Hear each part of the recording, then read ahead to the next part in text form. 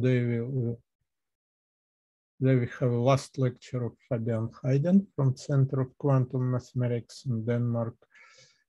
Quadratic differential, stability conditions, and DT invariants. Fabian, please. Yep, thanks, Jan. Yeah, so for the last lecture, I'll talk mostly about this kind of third item in my title. So what happened so far is that, screen this.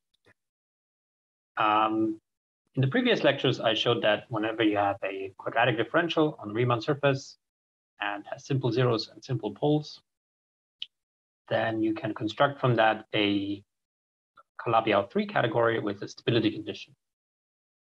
And it's sort of complementary to what Bridgeland and Smith do. So they look at the case where you have a higher order pole, and this is the case without a higher order pole.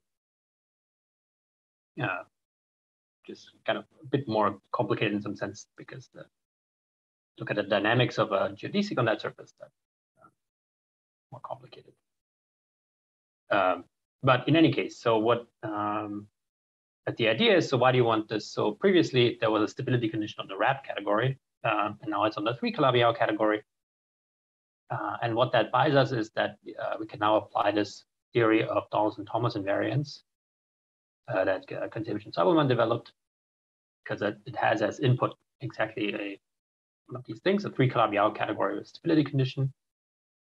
And then you, as output, it has some DT invariants, and there's various natures of those. So motivic ones, most complicated ones. There's the ones which are Q numbers, which I'm going to use. And then you can take some classical limit where Q goes to 1, and you get the so-called numerical DT invariants. Yeah, and then so what I'll talk about mainly today is kind of a little bit tell you about how to define these DT invariants. So actually Jan is, maybe could also explain that, but maybe it's good to have somebody who, is more of a non-expert on this stuff. Sometimes it's useful. I just had to learn all of this, I guess. So, and then at the end, I'll tell you how you use that to compute the DT invariants of these surfaces. So of the Calabi-Yau 3 categories with stability conditions, which come from quadratic differentials. So that was this theorem here, which we eventually want to get to. So here, yeah, you have a quadratic differential as before. And now, yeah, basically you can count finite-length geodesics on these. So you can interpret the quadratic differential as a flat metric. Then you look at geodesics, you look at those which are finite length. And there's the ones which go from a cone point to a cone point. And they also come in 3 types, depending on whether those cone points come from zeros or poles. And then you have the closed loops, geodesics, which are closed loops, and they always foliate a cylinder. And so there we count the entire cylinder as kind of one, because there would be infinitely many geodesics, right? But infinitely many cylinders for a given homology class. Yeah, and this homology class is in some relative first homology, slightly twisted by the monodromy of the what would be called the spectral covering, the square roots of the quadratic differential. Okay, so these are some integers you can define for each homology class, and the theorem is then just, how is it related to the DT invariants which you get from the Calabi-Yau 3 category with stability condition. And yeah, so that's the formula which I already also had last time, where basically you need to know what are these weights, right? So claims it's kind of 0 to pole comes with weight 2, pole to pole comes with weight 4, and then the flat cylinder comes with some weight square root of Q plus 1 over square root of Q.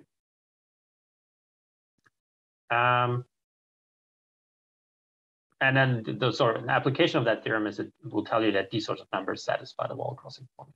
You defined omega like this in terms of these counts. Then because it's a DT invariant, it satisfies the wall crossing formula. Okay, so kind of start at the beginning, some very simple stuff. So DT theory is about counting semi-stable objects. It's some counting in some fairly, involved generalized, or there's lots of mathematicians have found there are lots of ways of how to generalize what counting means. And so it's in kind of in a very general sense. So one of these generalizations, right, if instead of a set, you have a groupoid, then there's a good way to sort of count the size of that groupoid is, well, you count it, so pi0 of G is supposed to mean the isomorphism classes of that groupoid. So we assume it's finite, it has finitely many objects and morphisms. There will be finitely many isomorphism classes, but then you kind of weight it by 1 over the size of the automorphism group. And I mean, this is defined so that if you take a set and you mod out by a group, then you divide the number of elements exactly by the size of the group, no matter, if it has fixed points or acts freely or anything. So this is sort of a good definition of the size. Terminologically, actually, I was wondering how it appeared in the real mathematics. Deligne called this right-hand side the mass of the groupoid, and some other people, like, for example, Schiffman, they called it the volume. So then you can kind of the size. Well, yeah, it. Yeah. But mass is volume, right? It's kind of yeah. Yeah, I just call it size. Maybe it's mass. It's something which generalizes the notion of size of a finite set. Yeah, but I didn't actually know where the origin is of this definition. Yeah, so what I'm going to apply it to, it's actually not a finite groupoid, but slightly infinite. I want to apply it to the groupoid of finite dimensional vector spaces over a finite field. So isomorphism classes are just dimensions, and then this automorphism group is GLN over FQ. So what the size of that, easier exercise, right? You pick non-zero vector, pick a vector which is not in a line spanned by the first vector, pick a third vector not in the plane spanned by the first two vectors, and so on. Yeah, so then in some sense, the size of the groupoid of finite dimensional vector spaces, and because it's infinite many objects, you can put it into some formal power series, and it's this answer. This is just a way of rewriting what I had here. No. I mean, for people who know what's going on, yeah, it's just very analogous. But for you students, this X is a conceptual thing because your series can be divergent, like sum over 1 over n. Yeah. It's but a formal sum power over series. X of n divided by n, it's some function, so it does have sense. X is important, yeah, because this n has a meaning of this Chern class or something, and so then it's if you remove X, then it will be the size of the infinite groupoid, yeah. But yeah, so it doesn't quite make sense. Yeah, to apply this you add X, it's sort of regularization of this sum. Yeah, yeah. So this is some sense it's like K-theory class being recorded by this XPN. Yeah, but here, I mean, just you put all the inverses of 1 over GLN of Q and put them into a formal power series, and you can kind of see it. It's basically this idea, except now we have a formal power series. And this is almost what's called the quantum dilogarithm. I mean, there's also various definitions you can find, but this is how it's written in the Kontsevich-Soibelman paper. So this is almost looks like what we had over here, except it differs by a factor of q to the n squared half. Somehow, you put that factor in so that things work out. It's a bit of a mysterious factor for me. Maybe Jan can explain where it comes from, but yeah, it's basically the same power series we had before, but you add these factors, q n squared half, and then slightly rearrange, you get this. okay, so it's some formal power series, and in rational functions in Q are coefficients. And we define this to be the quantum Dot Logarithm. Yeah, maybe the first question is how is it related to the classical Dot Logarithm? And you see, maybe it's like a little bit of a misnomer actually call this the Dot Logarithm, because what happens is we take the logarithm now of this E of x, then that has a classical limit, which is the usual Dot Logarithm, which is this sum x to the n over n squared, which is itself a special case of the polylogarithm, where you have arbitrary exponent, right? If you put n equal to 1, you get essentially, sorry, if you put s equal to 1, you get essentially the usual logarithm up to x goes to minus x or something. And if you put s equal to 2, you get this thing. But it's actually more like a classical limit of the logarithm of this function. Yeah, and then also something that's confusing for a beginner here, that there's actually 3 functions which are all basically the same functions, but which have different names, which is the quantum. So this is not a hugely important slide, but I just want to mention this because that can be confusing in the beginning, that the quantum Dot Logarithm is, so this function E, it's essentially the same as the quantum exponential, which has its kind of natural definition, where you replace the usual factorial by the Q version of the factorial. I mean, you can look up, not obvious what that is, you can look up how to find that. Right, but then this looks basically like the exponential function, except numbers replaced by Q numbers. And yeah, up to putting some factor in here, the same as what was called the quantum Dot Logarithm before. And it's also basically the same as what's called the infinite Q-Pochhammer symbol. So the finite would be if you just take a finite product here, up to some n, and then you could n equal to infinity is this infinite product. And it has kind of some expansion. This looks a lot like what we had before. And in fact, it's basically up to some factor and taking inverse, it's basically this quantum Dot Logarithm again. So, I mean, sometimes you see things expressed in sort of these functions. Okay, so the meaning of this in this theory of Donaldson-Thomas invariants of categories, it turns out that this function is what counts semi-stable objects. I mean, we just saw it basically counts finite dimensional vector spaces. I was doing over finite field, but you could do it over other fields if you just, instead of counting, so it's it here. Yeah, so this formula still makes sense for other fields here. If you interpret instead of size, you take Serre polynomial of cohomology or something. But if you interpret this in some cohomological sense, you can replace finite fields by other fields. And then, or even some motivic sense here, right? Because GLNFQ, it's kind of can divide it into cells, which look like affine space, and then this is the formula which expresses this GLN in terms of its cells.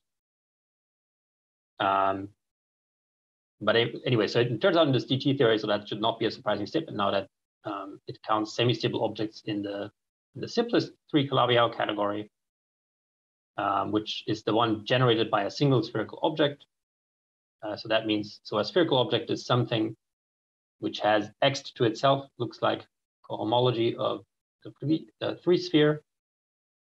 So if you take, perf means just a triangulated whole of this, take basically complexes of this object, enlarge it to a triangulated category. Then that's the category generated by a spherical object. And it can also be expressed as you take finite dimensional modules over the ring of polynomials in a variable in degree -2. So these 2 descriptions, if you remember back, I think 2 lectures ago, I talked about Fukaya category of cotangent bundle to a sphere. And there these 2 descriptions also appeared. Yeah, so I mean, there's some unique 3 Calabi-Yau category, which you can just define as it's the one generated by a single spherical object. And then, I mean, it has a bunch of different objects, but the semi-stable ones are just the direct sums of this, direct sums and shifts of this original spherical object. So the semi-stable ones they look like the category of finite dimensional vector spaces. It's just direct sums of one rank 1 vector space. Here it's direct sums of this one spherical object. Yeah, and this function here in this theory, which I haven't really said how it works, but if you input this particular category, then it gives you this function, the Dot Logarithm. And yeah, but the point is now that there's a way of vastly generalizing this to arbitrary 3 Calabi-Yau categories. Well, with stability condition, satisfying some other technical conditions. And this generalizes the classical, what we call classical Donaldson-Thomas theory, where you start with the Calabi-Yau threefold, and you want to count coherent sheaves on that, vector bundles, in some sense. Counting is again in sort of in quotes. It's not a finite set, but there is some way in which to kind of treat it like it is a finite set. And then, but this is sort of is still relevant in this more general situation, because it often turns out that you can express these DT invariants of general 3 Calabi-Yau categories in terms of this quantum Dot Logarithm, and that will definitely be the case in those examples which I look at. Yeah, so I should now talk about, yeah, so I said the input of DT theory is you have this A infinity category, 3 Calabi-Yau. And I think I've been kind of assuming that maybe you have some idea of what A infinity categories are, but let's still kind of review, like here, the definition, what it looks like concretely, right? So you have some objects, graded vector spaces, and then it's some generalization of the DG category, where DG category would have a differential now on HOM, and it would have some composition of morphisms. And now in an A infinity category, you have compositions of more than 2 morphisms also. So structure maps take some positive numbers of morphisms as input and output one other morphism. So M1 is the differential, or can be interpreted as the differential. M2 is the composition in this category. And then M3 is some kind of higher coherence. So it turns out that you don't require a composition to be associative, like in a usual category, but it should be associative up to some homotopy, basically. And M3 tells you this homotopy. And then there's some higher and higher coherence that, these homotopies, you might have different homotopies. If you now have 4 inputs, there's different homotopies of how to go, like putting different brackets on how to combine 4 elements. It gives you some infinite family of homotopies to make sure that all of this is coherent up to homotopy. Yeah, these are these relations here. So these relations, yeah, you kind of need to look at them, I guess, for small values. So the first one says, meaning small, so there's some n in this relation, which is the total number of morphisms which you put in. And if n is 1, then it just says that the differential should square to 0. If n is 2, it says that the Leibniz rule should hold. And then if n is 3, it says that the composition should be associative up to homotopy given by M3. And then get more and more complicated relations, which are less obvious interpretation. Yeah, and usually you want some unitality. Some units objects should have units. And there's different versions of that. And also often you want triangulated, for this DT theory, you want triangulated categories. So that means as a zeros object has cones and shifts. Yeah, and then so I already defined in some previous lecture what Calabi-Yau structure is. And this is an equivalent definition. which is the one that's kind of actually used when you define DT invariants. And this is the one, so I had two definitions actually, one for proper, so finite dimensional infinity algebra, and the other one for smooth, which meant that the diagonal bimodule was had some finite resolution in terms of the free bimodule.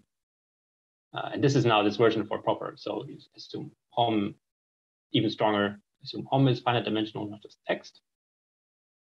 And then a Calabi-Yau structure is kind of like a Serre duality. So it pairs morphisms from X to Y with ones from Y to X, but in a kind of shift of degree. So this means this is K sitting in degree D. So that means it's like Poincare duality, right? Something in degree 0 is dual to something in degree D. And something in degree 1 is dual to something in degree D minus 1. To be non-degenerate pairing, skew symmetric, and cyclic in this sense. So I mean, having this sort of structure is equivalent to this other definition where you had a cochain on the cyclic complex. And yeah, maybe, you know, how do you get examples of such things? So Calabi-Yau, and in particular, most interested now in the case when you have 3 Calabi-Yau. And there's tons of examples of these coming from quivers. And to sort of motivate that, it's actually useful to go the other way. So suppose you have a 3 Calabi-Yau category, and suppose you have some objects, and you have no X, so cohomology of HOM. X always means cohomology of HOM. Right, HOM being a chain complex differential M1. Suppose you have nothing in negative degree. Then in degree 0, it's basically like a semi-simple algebra. And then, you know, something interesting will happen in degree 1. And then degree 2 is dual to degree 1. So that's more or less the same information. And then in degree 3, by 3 Calabi-Yau, again, it looks like this. And then in degree bigger than 3, it is 0 by this requirement, and being 3 Calabi-Yau. So sort of all of the information about the dimension of these X groups is encoded in remembering the dimension of these X1s from Si to Sj. And so what you do is you can construct a quiver whose vertices correspond to these objects 1 through n, and where the number of arrows from I to j is the dimension of this X1 from Si to Sj. So this quiver remembers everything about the dimensions of X between Si and Sj, assuming it's 3 Calabi-Yau and satisfies these conditions. Right, but the quiver doesn't actually remember the full A infinity structure. But it turns out that those are classified by what are called potentials. So it's some, you know, imagine having a quiver and imagine now having some cyclic path on that quiver. That will be an element in, so a path is an element in the path algebra. That's KQ.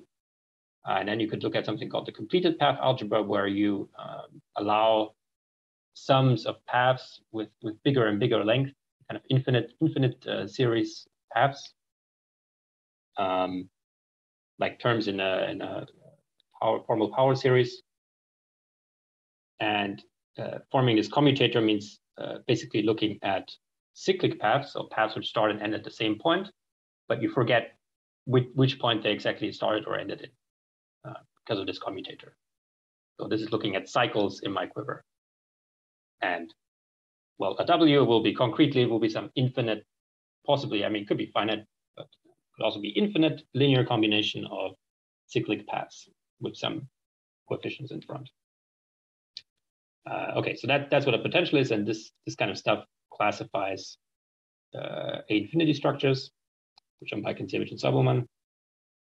And yeah, maybe helpful here an example. So yeah, and then you can go the other way. If you have a quiver with a potential, there's a corresponding 3 Calabi-Yau triangulated category. But here it's kind of in this direction, right? The point is that, in fact, this is is not just a random pre-Calabi-Yau category, but you can classify all the ones which have this particular structure. Okay, so example, you start with this quiver, 3 vertices, 3 arrows going in a cycle, and you let your potential be this 1, 3 cycle. And it's kind of, I mean, it should be interpreted as kind of a cyclic word. So if I were to put y set x, it's the same potential. It doesn't matter where it starts. And then how do you get the 3 Calabi-Yau category? Well, we need this sort of Poincare duality. So for first of all, for each arrow corresponds to an arrow, a morphism in degree 1. And then we need the Poincare dual arrow in degree 2 going the other way. And then for the identity of each object, we need an arrow of degree 3, which is dual to that. So here I didn't really draw identities. So you have to have them, but the 3 is dual to the identity. And then the role of this potential is to tell you that the composition of x and y is the dual to z. So x and y are this degree 1 arrow and this degree 1 arrow. And the dual to z, which is this degree 1 arrow, is this degree 2 arrow. So the composition of this and this should be this thing here in degree 2. That makes sense. Composition of 2 degree 1 things should be something of degree 2. Yeah, and if you have a potential with not cubic, but quadratic and so on, higher order terms, then you get actually infinity operations here. So these M3, M4, and so on. Okay. Now, and one more kind of ingredient about infinity categories. Something that really kind of motivates also why to do infinity categories and not just DG categories. Here you assume characteristic 0 of the field. And then you get the following theorem. So which says that every infinity category has a kind of minimal version where you replace your space of morphisms. This will be some chain complex in general, right? And you replace it by its cohomology, which I'm calling X. So there's another category, HC, which has same objects and morphisms replaced by their cohomology. And then the theorem is there's some A infinity structure you can put on this, which makes this A infinity category quasi-isomorphic to the original one. It's basically like maybe for graduate students, I just make a remark that kind of a toy model of this theorem is the following statement. You take, say, smooth manifold, take the Dg algebra of the RAM differential forms on it, and then you take the cohomology of this manifold, which can be derived from this Dg algebra. So then the fact is that on the cohomology, you have induced structure, but it's not the algebra structure, it's an A infinity algebra structure. Yeah, on differential forms, it's honest Dg algebra structure, but on the cohomology, when you transfer the structure, then it becomes more complicated. It's A infinity. It has all higher products. Okay. Yeah, that's right. So that's what Jan is saying is illustrating this first point here, that even if you start with a DG category, then in general, this minimal model is really an A infinity category, meaning it has non-trivial these higher infinity operations. So there's not a theorem like this for DG categories. You really need to work with A infinity categories. Yeah, and in their paper, Kontsevich-Soibelman, the question is how do you get this A infinity structure? And there's some explicit formula for that in terms of some sum over trees. But often it's kind of enough to know that it exists. And also there's a version of all of this for A infinity categories with Calabi-Yau structure. So yeah, actually in this example with Jan, if you had a compact oriented manifold, and then on cohomology, you have this Poincare duality, and then you get, in fact, one of the examples of this cyclic, right? So you get a Calabi-Yau structure. So you get this pairing, which is just the usual Poincare pairing on homology. You get some higher infinity operations, and you can do it in such a way that it satisfies as a cyclic symmetry.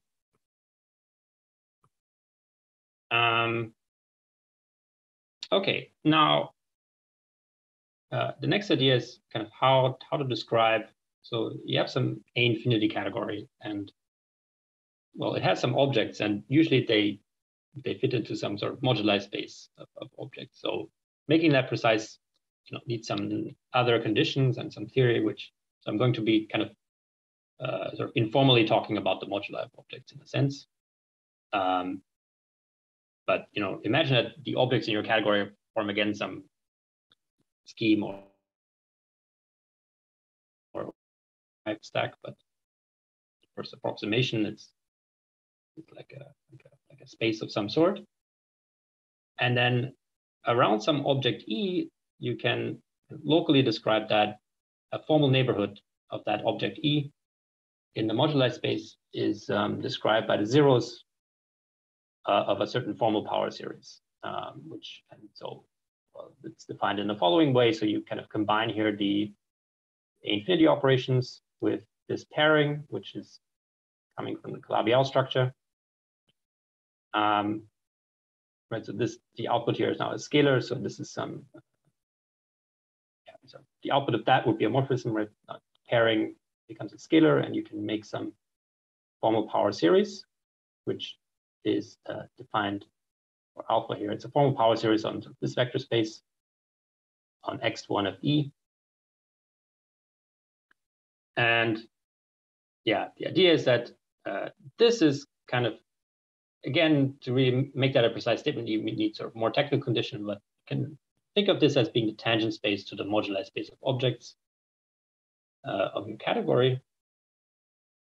It's kind of like first order deformations. And if you have something in here, which is a zero of the potential, then you can think of that as a formal deformation of that object E.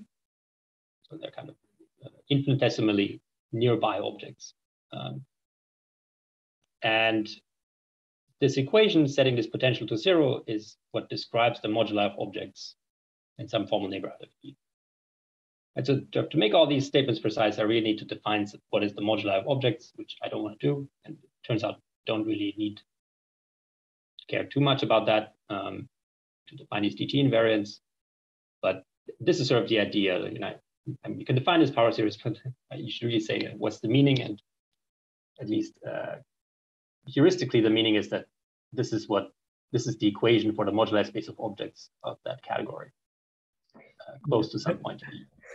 Actually, I mean, for physically oriented people, it might be a good idea to divide each summand by n, I guess, in the sum. Then it for DG categories, it reproduces the Chern-Simons functional, like pairing of D alpha and alpha divided by 2, plus a product of 3 copies of alpha, well, either 2 copies of alpha with the third one divided by 3. So it's sort of, I mean, if you read papers, kind of Chern-Simons functional. Chern-Simons, yeah, you will see exactly this. Yeah. But it's just for convenience. Yeah. Right. Yeah. But here I don't need these divided by 1. Right. The formula is correct. Yeah, I mean, for what is written on this slide, yeah.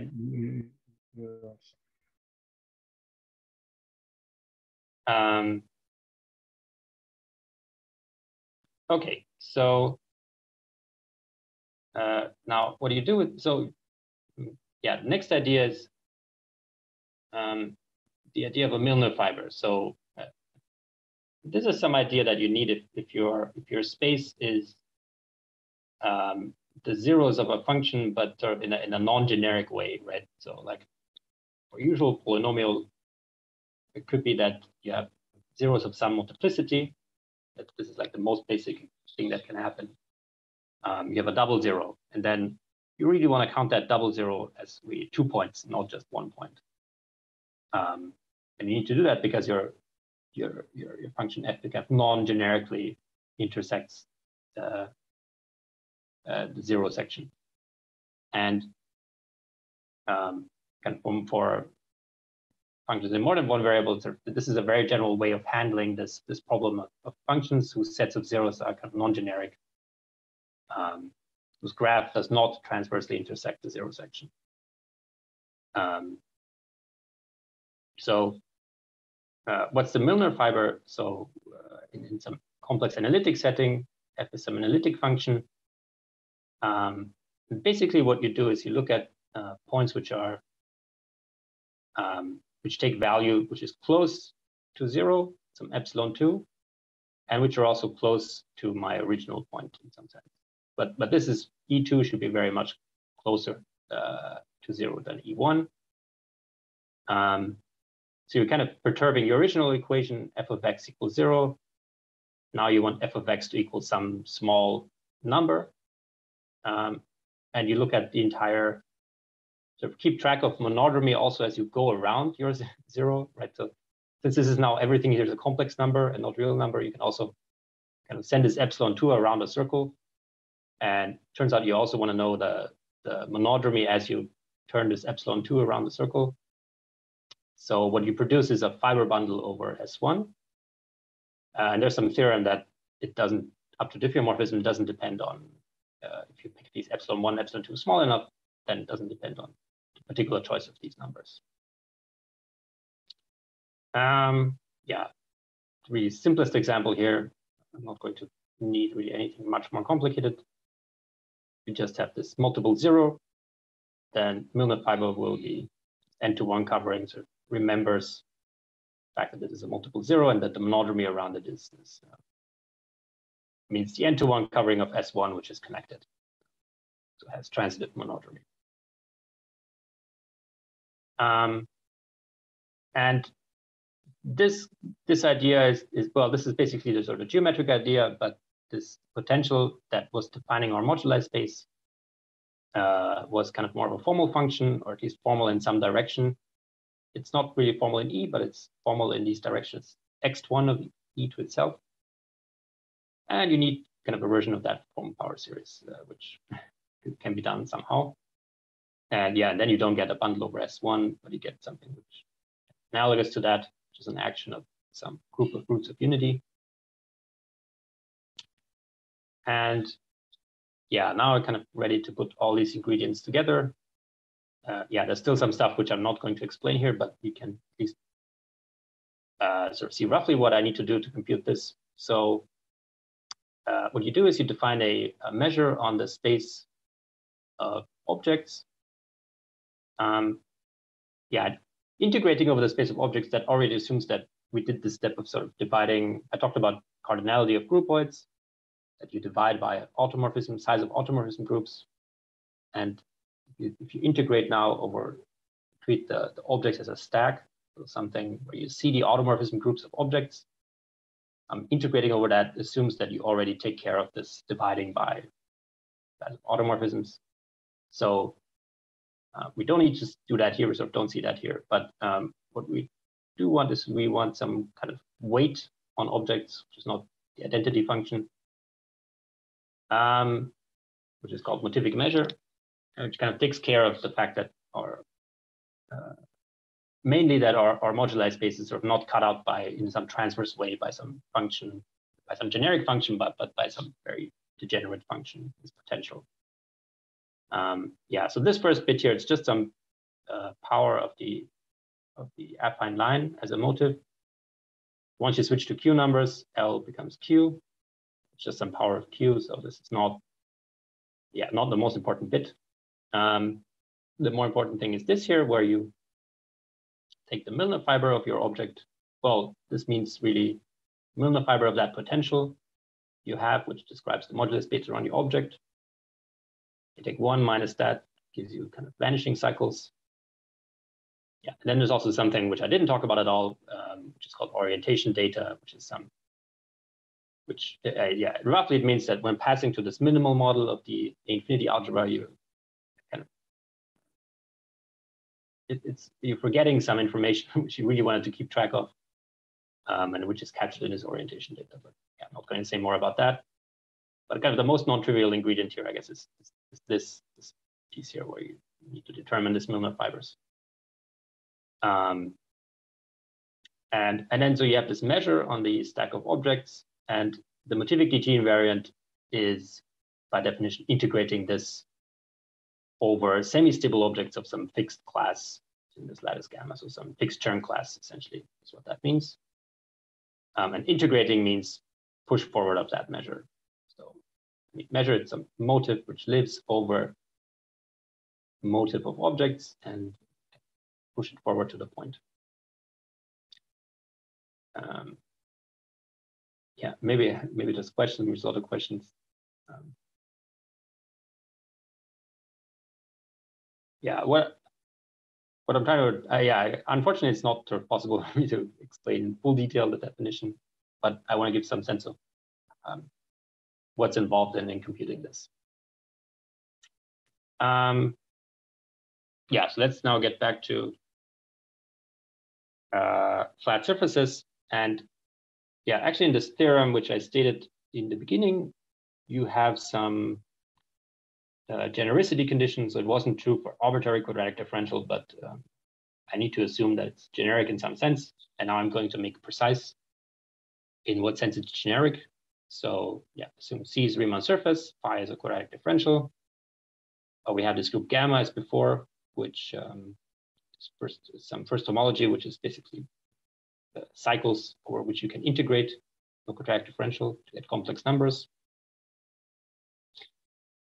And there's this Z, which will be the central charge of the stability condition, yeah, which is integrating over some cycle in this H1, integrating the square root.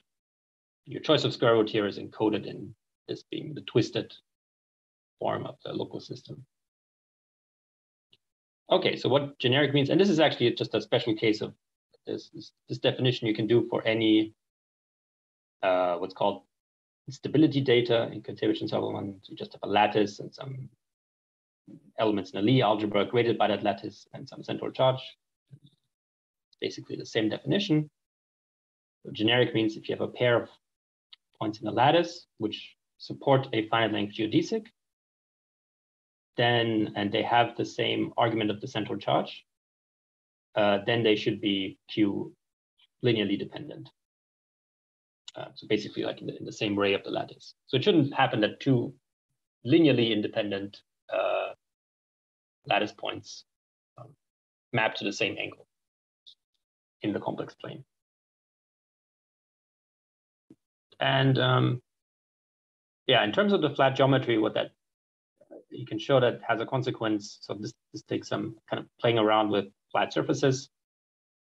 What you can show is that under this genericity condition, if you look at all finite length geodesics of a particular slope, so going in a particular fixed direction, and you look at the closure of the union of all of these, and then you look at the components of that closure, these components are either single saddle connections or they are flat cylinders.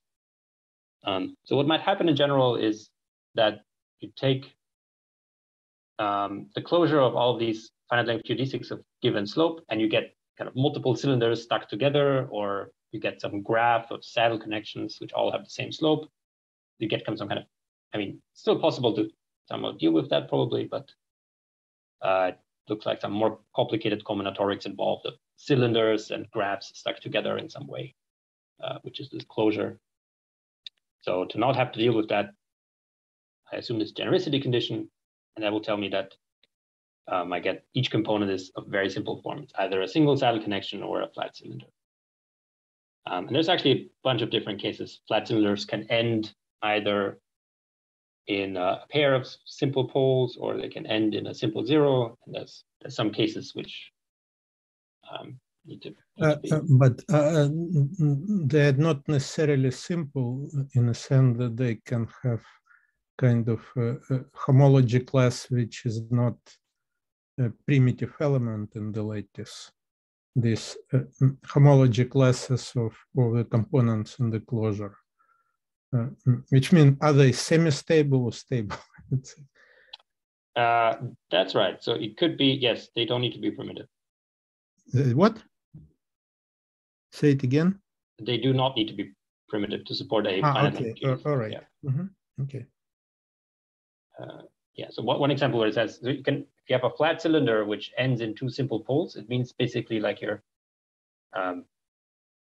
imagine like a cardboard cylinder and you're squishing one end together, and then you get two conical points, and this line where you glued it together, and then the class of the cylinder, of the geodesics on the cylinder, are twice the class along this line connecting the two conical points. Well, it would be better to draw a picture. Yeah, but that can definitely happen. Yes, it would be better, but you don't have one. I don't have my tablet right now set up. Yeah. Okay.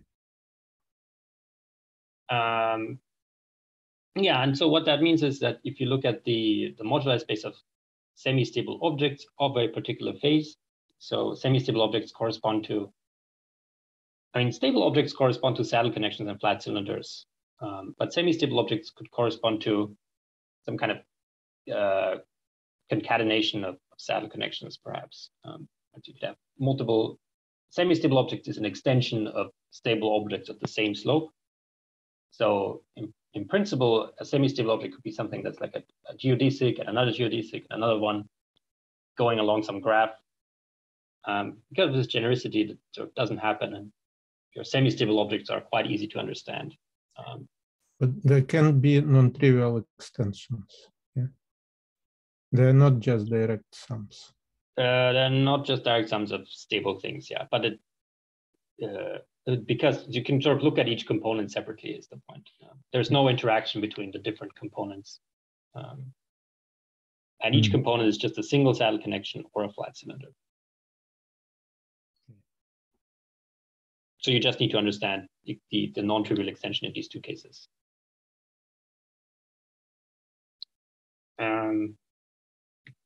Yeah, and so the point is, yes, if you look at now category of semi-stable objects of some particular slope, for this stability condition constructed from the quadratic differential, then it's now a direct sum over several components. And that means that the DT invariant you compute will be a sum over different contribution from each component. So these components are what corresponds to saddle connections and flat cylinders. But why semi-simplicity? I'm still a bit confused. Why it's a direct sum? If it's a direct sum, why it's yeah, hold on. Well, if you want some extension of two, so if you want a non-trivial extension of objects, then they should kind of touch in the surface. Otherwise, there can be no non-trivial extension between them. But what do you call component? If you have, they do not touch. You said that you can. Yeah, I mean the closure, right? So I'm taking the finite length. Single. Okay. All right. Yeah, so if two geodesics meet in a conical point, then they touch. Yeah. Okay. Yeah, so I'm kind of avoiding non-trivial extension between these because the components are all disjoint topologically. There will be no non-trivial extensions between them. So any semi-stable object will be direct sum of semi-stable objects. No, I'm a bit confused. This fixed slope can be arbitrary, yeah, or it's generic. No, for any slope, yeah. For any slope. So for generic slope is just 0. Okay, so then the category, yeah, okay, good, yeah, indeed. So the category of semi-stables for the fixed slope is semi-simple,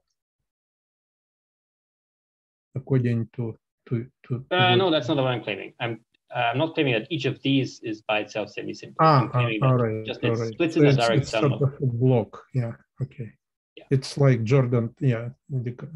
Yeah, like Jordan block. Yeah. Right. So then, and then dt invariant will be a sum over dt invariance of the components. And so I need to know what are dt invariants for each component. And it turns out that this category of things corresponding to a single component is described by a representation of some particular simple quiver. Yeah, in fact, here, this is a bit of a lie. So there's this quiver, but then it turns out there's also another quiver, which also corresponds to flat cylinder, but which ends in a different way on the boundary. So can you explain this table? So why quivers? Yeah. Yeah. So what's the table say? So we now have a component, and each component is either a saddle connection or a flat cylinder. And if it's a saddle connection, then there's also various possibilities. So let's assume it's a saddle connection from a 0 to a 0.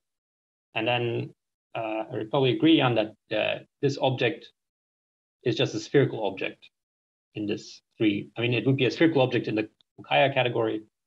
And to check that this 3 Calabi-Yau category, which I construct, this object corresponding to the saddle connection between the 0 and the 0 is just a spherical object. So it corresponds to the quiver with no arrows, because there's the sphere doesn't have any H2 or H1. Yeah, also there's no chance for potential because there's no arrows.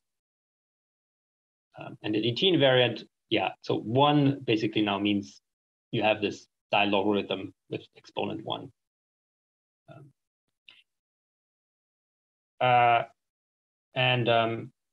Whereas if you have a saddle connection from a 0 to a pole, that doesn't correspond to a spherical object, but it's some object which has x0, and then it has x1 and x2, both one-dimensional, and then it has something in x3. So you compute it geometrically, because when you say 0 to pole or whatever, it's you think in terms of what objects of your wrapped Fukaya category. I don't know. Yeah, so it's an object in the wrapped Fukaya category, and then by definition, so there was a functor to the Calabi-Yau 3 category, so there's a corresponding object in the Calabi-Yau 3 category. Yeah, but the actual computation, for example, in the second line, you have this potential x cube. How do you get it? Why it's not 0, for example? You should do some computations, yeah. Yeah. There's some computation. I mean, x cubed. Actually, this means it's statement about the algebra structure, right? It means that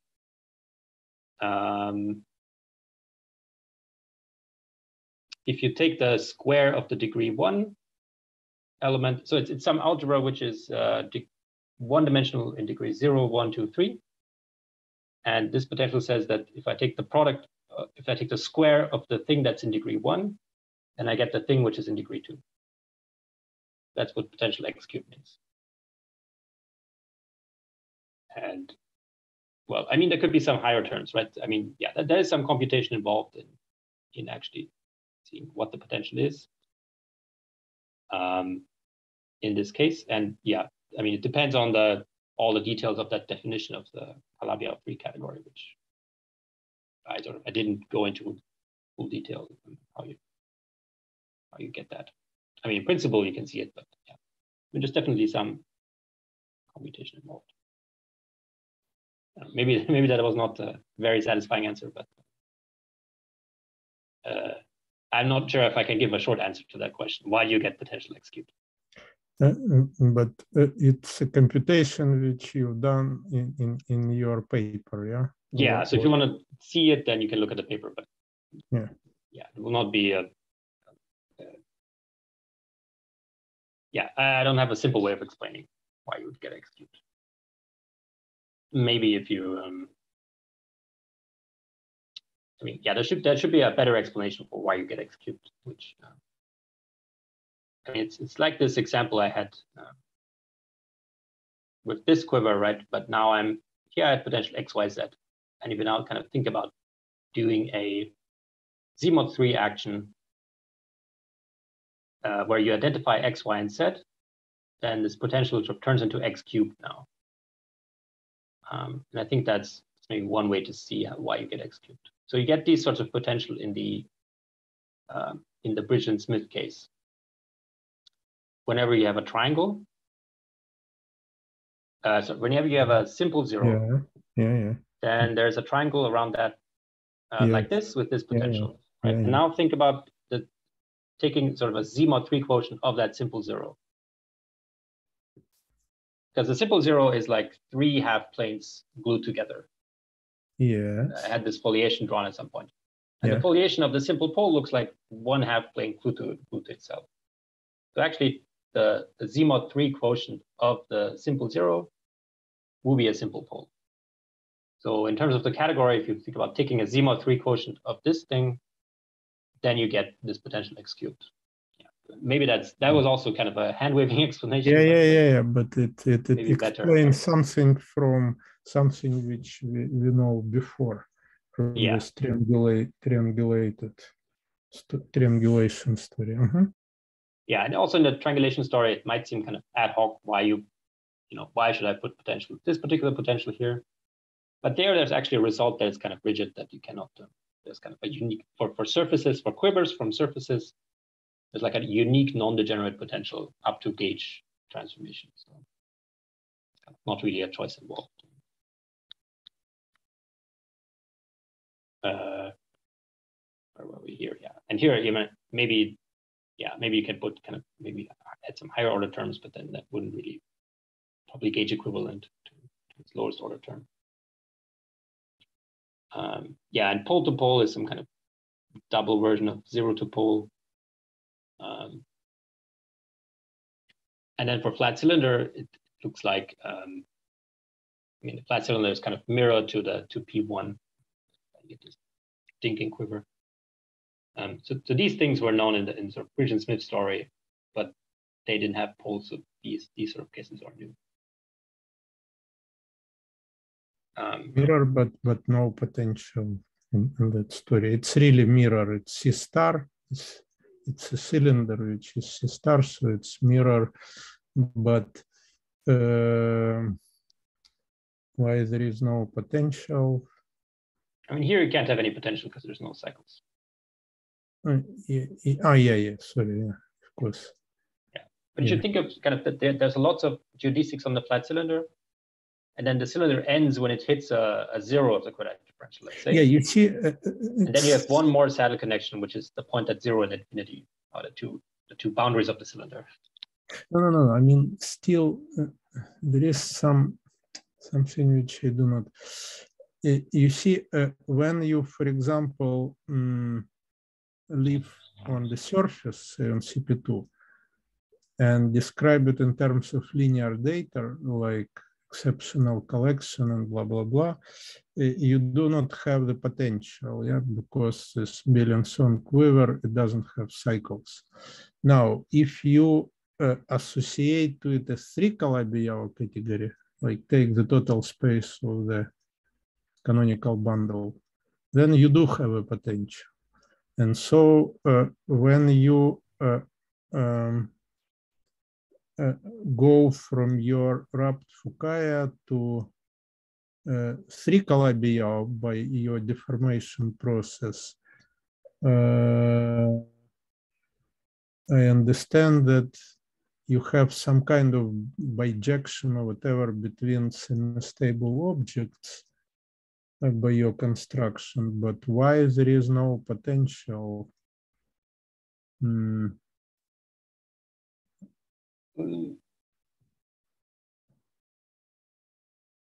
Well, but the case you're describing, so you're taking P2 and then you get this kind of, it's called local P2 or something.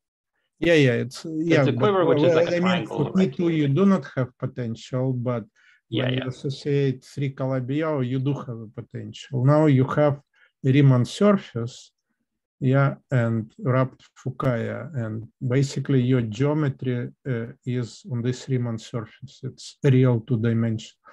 But then you have kind of formal construction of 3 Calabi-Yau category by counting these disks, which kind of were prohibited. But why you cannot get, you see why, for example, I don't know, like, like in the first line, indeed, it's a A1 quiver, 1 point. But when you upgrade it to 3 Calabi-Yau, you add x3, yeah, like third dual to x0. So the quiver is very simple, but when you upgrade, you add some x groups. So theoretically, it would be possible to add some loops, I don't know. So you can have a potential for 3 Calabi-Yau. So is it obvious? No, but I think that the potential really just it's on the degree 1 morphisms, right? So Calabi-Yau 3 structures already classified by. Okay, yeah, for quivers, yes, but when you derive it, okay, from geometry. Yeah. Right, like for a 3 spherical object, I can't really put any other infinite. This really classifies all possible. Yeah, but yeah, in the P2 case, I mean, this is more like P1, right? If I started with P1, I get this Davidson quiver. Yeah. And then there's this local, there's P1 sitting inside an open 3 Calabi-Yau, where you get the 3 Calabi-Yau category corresponding to this quiver, where you take opposite direction in degree 2. There also you can't really have any potential. Okay, all right. So yeah, so maybe it's more like starting with P1 than starting with P2. Yeah, it's a local. But I'm not sure. Okay, all right. Yeah, I mean, I'm basically, yeah. So then if you have these weights and sum up over all components, and then you get this formula, which I claimed that DT invariant here, M++ was the sum of saddle connections from 0 to 0, and some number of saddle connections from 0 to pole to pole, and your closed cylinders, and so on. Yeah, so once you know this table, this fact, then you get this computation. That proves this theorem in the beginning. And then therefore that, since these are DT invariants, it proves that these things satisfy the wall crossing. Okay, yeah, that's all I wanted to tell. Okay, well, thank you very much for its really wonderful lectures. So are there any questions? So indeed, at least kind of in the end, you made a relation with quivers. So it's kind of people who like algebra, Zhongzhu, for example. Actually, I do have a question, yeah. Okay, so go ahead. So previously, in a slide, you have this cyclic quiver with 3 vertices. Yeah. Yes, here. And on the right-hand side, the 3 Calabi-Yau, you have the reversing arrows with degree 2. And also you added at each of the vertex you have, is that a degree 3 cycle? That's a degree 3 arrow, yeah. So this is a basis of all non-identity morphisms. That's what this means. So are this, this gives a graded quiver, right? You have the path algebra, but which is graded. Well, I'm not really taking the path algebra. This is already a basis of, yeah, I don't form paths. This is already all the morphisms in it's the basis of my algebra, not just a generating set. I know, but the basis of the, you do have some relations. Yeah. So the product is not just 0, but the, I mean, to know what the product is, you look at the potential. Basically, right? So a term x, y, z means like that this composition, this degree 1 and this degree 1 thing should be this degree 2. So the product here will depend on the cubic term in the potential. Yeah, it's potential is just 0, then the product here is 0. Yeah, something which well, not exactly 0. Did not consider, yeah. Okay. I think it's always true that if, or is that true? What is true? If you take the composition of this and this, you want to get this degree 1. Yeah, I think that should always be true. Yeah. What about the other composition? If you first take the arrow of degree 2 and then the arrow of degree 1? What do you mean? If you reverse the order. Yeah, composition of this and this should be this degree 3. And the other one as well, right? So there are two loops coming out of a vertex and returning there. First degree 2, then degree 1, or to the other side, first degree 1, then degree 2. Should they be the same? Yeah, there's just one degree 3. So whenever you have, whenever you're composing these sort of dual arrows, you get this degree 3 guy, at the vertex, right? So those are the relations in degree 3. And you also have the relations in degree 2, right? So if you go the degree 1, compose 2 of them, that equals the degree 2. Yeah, so there are some kind of automatic relations which come from composing dual arrows, and then there's relations between composing degree 1 things which come from the potential. Mm-hmm. So the compositions of the degree 2 arrows will be all 0 because there's nothing in degree 4. That's right, yeah. Okay. There's also actually a dual thing that's called the Ginsburg Dg Algebra. Yeah, that's what I was wondering at the beginning. Yeah, where you do something else. You take all of these to be in degree 0, and then you do a dual thing in degree -1. And then you also add a loop in degree -2 instead of degree 3. And then you take the path algebra of that, and then you encode the potential in terms of the differential on that path algebra. So is this some sort of the homological dual of the Ginsburg type of quiver path algebra? Yeah, so if you do the Ginsburg construction and now you look at the simple module associated to each vertex, and then they form some 3 Calabi-Yau category and it will look exactly like this. Okay. Yeah, this looks like an extra algebra. That's what I felt some of the relations. Yeah, that's true. This is exactly the X algebra of take the direct sum of all simple modules. Okay. Well, thank you. Associated to the vertices. And there's another one problem. It's very minor. I'm not very familiar with this quantum dot logarithm. You define this boldface EX. And I tried to verify probably some. Sorry, I didn't catch the last part. What was the question? The question is this definition. I tried to verify this some of the identities myself, and the numerator in this top EX expression, is that Q to the n minus over 2, or is that n choose 2? No. There should be no n choose 2.